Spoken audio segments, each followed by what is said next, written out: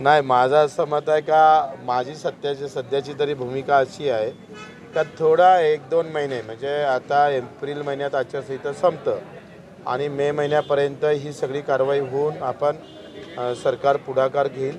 थोडा उसंत घ्यावी. छत्रपती पाठोपाठ लागोपाठ लगेच लढाया करायच्या नाही. थोडी अंगात ताकद येऊ द्यायची आणि अंगात ताकद आली का लढाई करायची. तर 2 महिने या सरकारवर विश्वास ठेवावा आणि 2 महिन्यापर्यंत जर काही झालं नाही तर मग मात्र बच्चू कडूचा पाठिंबा राहील. उपोषण मी मागंही म्हटलं होतं का त्यांनी उपोषण करू नये, कारण तसं शास्त्रही म्हणतं का उपोषण कोणं केलं पाहिजे. उपोषण पंडितानं केलं पाहिजे, पुजाऱ्यानं केलं पाहिजे, क्षत्रियानं उपोषण करू नये.